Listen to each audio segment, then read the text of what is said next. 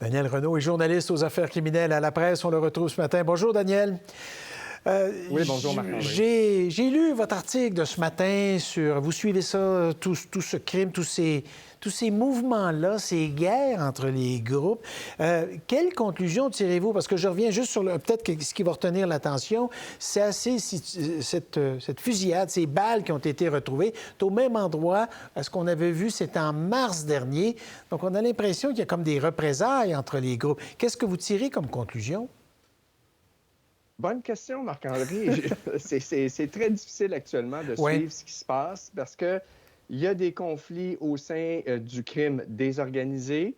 Il y a actuellement des tensions au sein du crime organisé de haut niveau. En fait, tout ça, Marc-André, ça vient probablement du fait qu'actuellement, au sein du crime organisé montréalais et québécois, il n'y a pas de chef.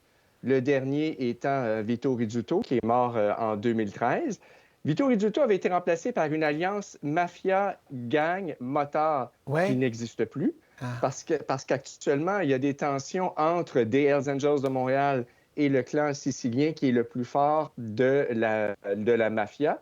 Et donc, ce qui fait que, ajouter à ça aussi le fait que des gangs, des groupes deviennent de plus en plus indépendants de ces groupes de haut niveau parce qu'ils n'en ont plus besoin. Ils sont capables eux-mêmes d'importer la cocaïne.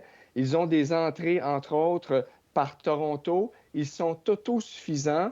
Donc, actuellement, il y a toutes sortes de tensions qui apparaissent à différents niveaux du crime organisé montréalais. Et on peut parler de crime organisé québécois parce que ce qui se passe à Montréal, évidemment, ça a des répercussions sur ce qui se passe ailleurs au Québec. Bon.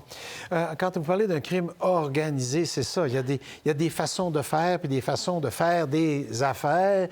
Un groupe paye quoi? Une partie de ses revenus à l'autre. Il y a des ententes de ce genre-là. Puis tout à coup, il y a un groupe. Quand il y a un groupe qui dit « Moi, je paye plus », bien là, ça déstabilise tout. Là. Puis là, la chicane prend.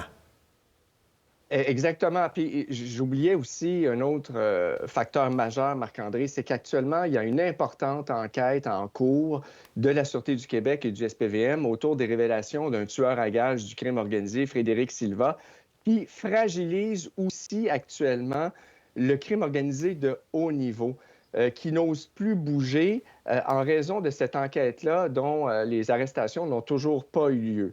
Donc, les groupes émergents plus jeunes, qui maintenant ont des armes à feu, qui n'ont plus de respect pour l'autorité, bien, ces groupes-là veulent aller en chercher de plus en plus et ça crée des tensions. Ce qui se passe ce matin, les coups de feu encore sur la résidence de la mère de Jean-Philippe Célestin, c'est symptomatique de tout ça. Mais deux fois, la résidence de sa mère a été ciblée par des coups de feu, mais il ne faut pas oublier aussi le meurtre de son frère, Brandon Jean Célestin, il y a quelques mois à Montréal. Donc, visiblement, Jean-Philippe Célestin, qui est allé trouver refuge auprès des motards, il est maintenant membre d'un groupe des motards, de sympathisants des Hells Angels, mais il était autrefois un chef de gang très proche de Grégory Woolley. Donc, lui est visé actuellement. Est-ce que c'est pour le contrôle du trafic de stupéfiants au centre-ville? Est-ce que c'est pour une autre raison? Parce que plusieurs personnes peuvent avoir des raisons de s'en prendre à Jean-Philippe Célestin. Mais il y a toutes sortes de trames de fond actuellement, Marc-André, qui touchent la criminalité à Montréal. En tout cas, j'ai l'impression de réentendre ce qu'on a vécu peut-être qu'il y a 10-15 ans là, à Montréal. Il faudra continuer à suivre ça. Alors, je rappelle qu'on peut lire votre papier ce matin pour se faire des schémas, peut-être, pour essayer de mieux comprendre ce qui se passe.